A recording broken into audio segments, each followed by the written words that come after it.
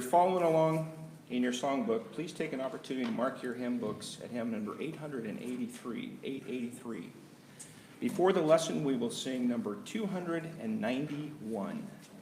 291.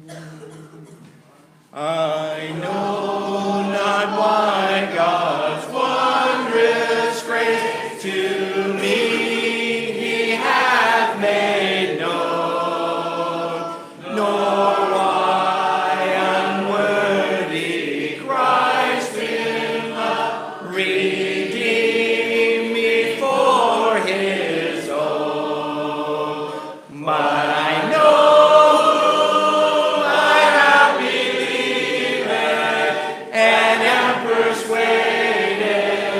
that he is able to keep that which I've committed unto him against that day. I know not what of good or ill may be reserved for me. Of weary ways of golden days before his face I see. But I know I have believed and am persuaded that he is able to keep that which I've committed unto him against that day. I know not when my Lord may come at night or noonday fair, nor if I'll walk with veil with him or meet him in the air. But I know I have believed and am persuaded that he is able to keep that which I've committed unto him against that day.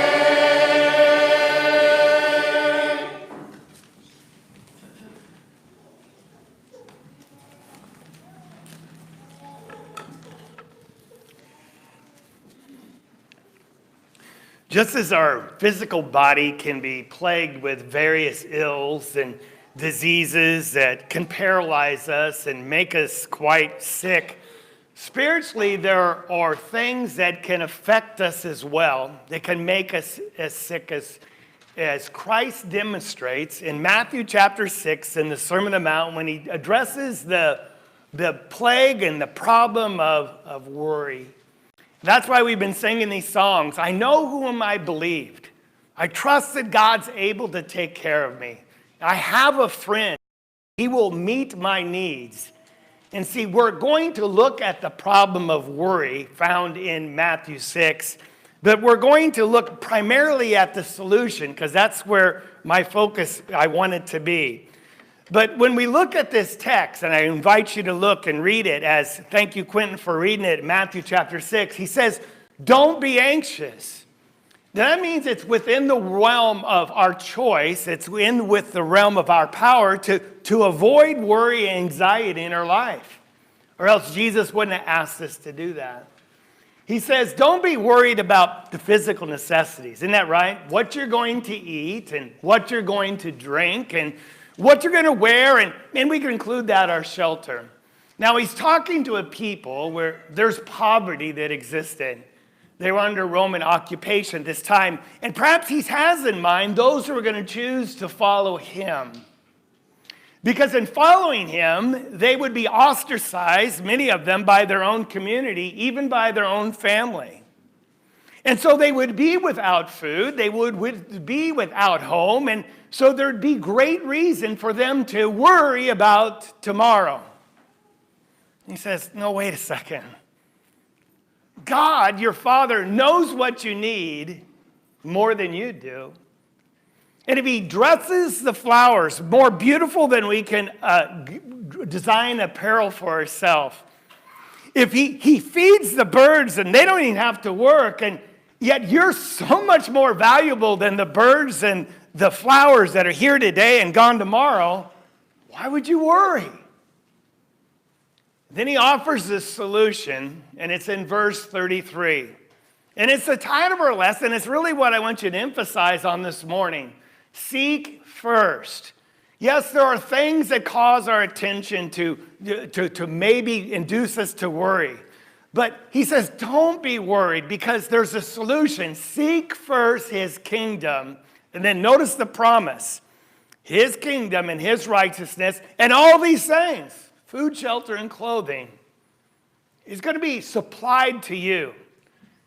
We're so glad you're here because obviously you're seeking first this hour God and his kingdom, his rule in your life, and his righteousness. And I want you to concentrate on the promise that is attached to that if you continue to do that, not just at this hour, but every day, every hour of our week. See, we're seeking people, aren't we?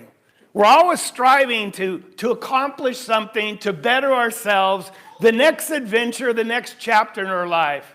We're looking for a mate. We found that yesterday, and we're so applaud that Bobby and Amber got married yesterday, and I'm glad they're with us. But we're all looking for some kind of fulfillment. We're people that seek, don't we? The question is, what are you going to sacrifice to obtain that which you're looking for? Because you can't have simultaneous goals as your chief priority, because then one of them is no longer top. And so God is exhorting us through Jesus here in these words that you overcome worry. You find ultimate fulfillment in seeking God as your number one priority in life. So let's look briefly at the problem of worry, and then we'll look at the solution.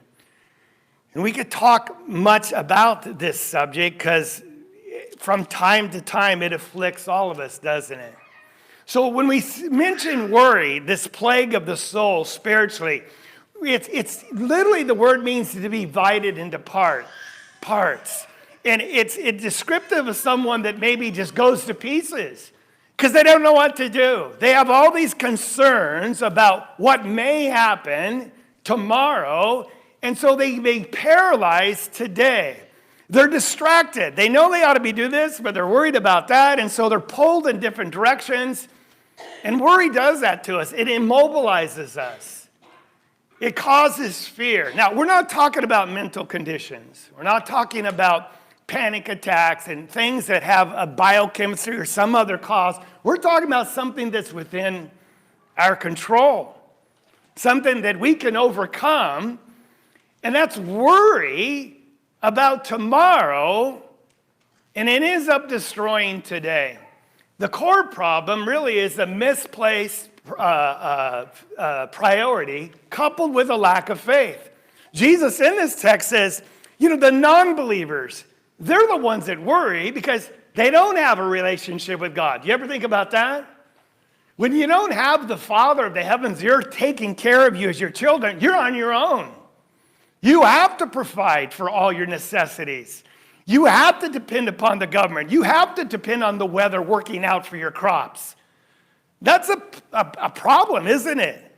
I don't want to be there, but Jesus says, you don't understand. You've got a Father, oh, you of little faith. And when he says faith there, he means trust. Where's your confidence in your God? Let him worry about taking care of you. You worry about seeking him. But nevertheless, it's so easy to fall into this trap. And Jesus says, you got to just understand the big picture. Isn't life more than food, shelter, and clothing? Now here we go, yeah, that's right. It is more important. Relationships, faith, heaven, that's more important. But when it gets down to the daily grind, often we live as though the physical trumps anything spiritual. So this idea of seeking first has to be part of our mission every day of our lives. When we look at it, worry consumes, doesn't it? It just consumes your whole thought. And people will say, well, no, you don't understand. It's just that I care more than other people. Now that's a lie of worry. You don't care more. You just are out of control with your cares. They're controlling you. And you're not giving your cares over to God. Yet we deceive ourselves into thinking, no, I just care more than others. Another thing, I think what it does, and it immobilizes and paralyzes, we think that by caring about tomorrow, we're doing something about it. And it's a built-in excuse for not taking action for today, for what you could do. And it's kind of a weird mental thing that people do. It's like, well, I'm thinking about tomorrow, so therefore I'm excused for doing something today. Now, they don't say that to themselves, but that's what worry does. It gets you to live in the future, worried about 90% of that which will never happen. Worry produces fear, doesn't it? Fear. I might have acquired a retirement, but what if the stock market crashes and we have another great recession? What if I get sick? What if my house burns down? What if there's an earthquake? What if we have a hurricane? Well, we don't live on the East Coast. We're pretty much safe there. But worry is trapped in fear, isn't it? It's fear-based about what might happen. And when we spend all that energy like, wow, man, I really worried today. And yet all the things you could have done proactively to make a difference about tomorrow, by not doing them today, you failed. And God says, no. I'll take care of tomorrow. You seek God and you seek my kingdom. You seek my righteousness today. See, worry has a vivid imagination, doesn't it? We can imagine things that never would happen. Maybe because we watch too much TV or read too much news and it happens to other people, so we think, well, that's coming to me next. And we become very pessimistic. It drains us of our energy. It doesn't produce health and longevity. It actually shortens it, the stress, doesn't it? You lose sleep, you lose peace, and you lose joy. And the saddest thing, it accomplishes nothing. It accomplishes nothing about meeting your needs. It's just a mental exercise based in futility. And that's why the Lord says, put it away. Trust in me and look forward to what I can do for you. There's this, some psychologists talk about ants, not ants in your literal ants, but ants in your mind. They're automatic negative thoughts. It's an acronym. We can get so consumed by worry, when something comes up, we just automatically have these negative thoughts. Oh, that's going to happen to me. Oh, it's going to be tragic. And oh, I'm going to get sick. Oh, that'll never work. And it's all these negative thoughts that just prevail. And they say that it comes so automatic, you don't even think about it. They just enter in your mind because your life is conditioned to expecting the worst. It's called worry. And we have to pluck those ants out, set traps for them, and replace them with something. Now, this is important. You can't live in a vacuum. You're going to think something. So the solution, from going from a negative person to one that is positive, that trusts in God and seeks first, is seeking first. Because you can't worry and do something about your problems at the same time. You replace worry with positively seeking God. You're proactive, trusting in His promises that He will take care of you. And so that leads us really to our next, the solution, which is the most important part of our lesson. And the solution is so easy, and Jesus just says it so simply, and it'd be a great memory verse for all of you. Seek first. He actually puts the word but there. He spent all these verses talking about the problem of worry, but here's what we're going to do. We're going to push worry out by doing something else so worry has no more room in my mind. It replaces it. Seek first his kingdom and his righteousness, and all these things that you've been worried about will be added to you. Don't be anxious for tomorrow will care for itself. For each day has enough trouble of its own. Amen? It does. This idea of seek first. And again, we're seeking people, aren't we? We're always going to be looking to do something, to accomplish something. And that's how God designed us. That's what makes us so unique. This word seeking, though, is the idea of active energy and being passionate about something rather than being just passive. And so when we look at this idea, Jesus promised in the next chapter, in chapter 7, if you knock, it'll be open to you. If you ask, he says it'll be given to you. And you know the third one, if you seek, you'll find. Now, the reason people don't have and the doors of opportunity aren't open, and the reason they don't find is because they don't seek. See, seek is so powerful if we seek the right thing. Because say seek, he says seek first. Now, that's the word protos in the Greek, which means first place. Before anything else, it's the top of the list. I'm mindful of Jesus. When he was only age 12, he went to Jerusalem with his family. Remember that? And they're there for this religious occurrence, and they leave town thinking Jesus is with some other group, family member, and then they come to where, like, where's Jesus? They left him behind. Isn't that the worst thing you could do, is leave your children behind? Disneyland or the airport. I've been left at services and just sat down there at the table or the doorstep and cried. But they left me. But it's even worse for the parents, isn't it? I can't imagine how they ran back, and it says they sought him, seeking him for what? 3 days. Can you imagine the worry and the anxiety and the panic? Where is he? They finally find him, and where is he? He's in the temple. And they said, son, this is my paraphrase, what are you doing? We've been looking for you, seeking, same word as we have here. That's a priority, isn't it? We got to find our son for 3 days. And I don't know how Jesus said this, with what tone of his voice, nonchalant, or it wasn't disrespectful, but it's like, why are you asking me this? Don't you know? I have to be in my Father's house. He was there talking about spiritual things, and the people listening to him, the religious elite of the day, were amazed at what he was saying. But we get a lesson about priority. Yeah, I wasn't with you because there's something more important for why I'm here, and it's my Father's business. He said, my food is not to do my own will, but to do the will of my Father who sent me. Jesus understands seeking, and he understanding priority, seeking first. The people that knew Jesus' day, it says in Luke's account that they were seeking to touch him. Why? Because they wanted to be healed of all their ills. Well, isn't that amazing? If you want to get rid of worry about ills spiritually, and you don't want to get worried about physical needs, touch Jesus.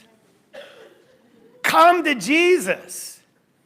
And that's what they were doing. They would do whatever it took to get close proximity. We're mindful of a woman who had this female problem with this blood issue, spent all her money, been all the doctors, and when Jesus was going down to his crowd, she said, if I just touched the hem of his garment.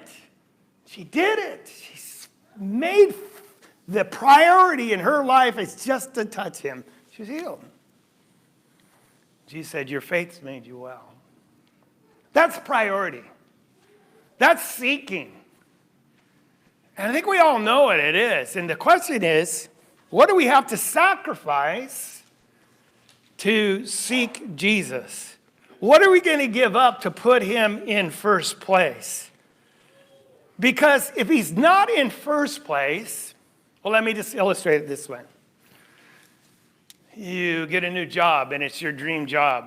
And you show up on time the first few days, but after a while, you start this pattern coming in late, and your boss says, hey, I noticed you've been coming in late, and, what's going on? So I'll work on it. And then next week, you're still, late an hour and 2 hours, and he calls you and says, why do you keep coming in late? What's going on? He's trying to give you the benefit of the doubt. Says, well, I just had some errands to run. And then Tuesday, I just had a late night, so I slept in. And then the day before that, some friends were in town, so I just went to breakfast for them, so I didn't think it really mattered. Can you imagine the boss saying this? If you can't come in on time, you might as well not come in at all. You say, well, that's kind of harsh. No. Your job has to be a priority. And then do those other things on your own time. Now, would that be reasonable? That's what Jesus is saying. If God is not first in our life, he might as well be last of all, because really that's what he's become. Because whatever distracts me, remember the word worry? It's distractions. It's being divided. It's falling to pieces. Whatever distracts you that becomes now more important that you forsake God in your life in any way, now becomes your priority, doesn't it? He's moved from the top of the list to somewhere down. And God says, whatever that you're now putting your trust in, because that's going to take care of my needs, that's going to give me fulfillment, some type of satisfaction, that's going to somehow fix a problem. I had to do that. I hope you, God, understand. Now that becomes your God. He says, that is now your idol, and I've been displaced. So when God is not first of all, he really becomes last of all in our life. And that's why Jesus says, seek first. And it's a challenge for all of us, I understand. He says the kingdom of God. Well, I wish we had time to talk about it. It's really the rule of God in your life. It's the challenge that, no, I'm not going to be in control. I'm going to let God, who is in control of everything, be in control of me as well. Now, I can't submit to God's will if I don't know his will. And I can't know well what I haven't learned well, and I can't learn well what I haven't studied well, and I can't study well if I don't open my Bible. You say, oh, we're back to reading the Bible. Well, it really comes down to that. If I don't know the mind of God and his will and what he wants for me, and sacrifice other things just to invest myself in that and meditate upon it, and even fast to consider how that I can apply it to my life and devote myself to prayer to beseech his power in my life, am I really seeking first? Now, a lot of persons say, well, I come to services once a week, and I seek God.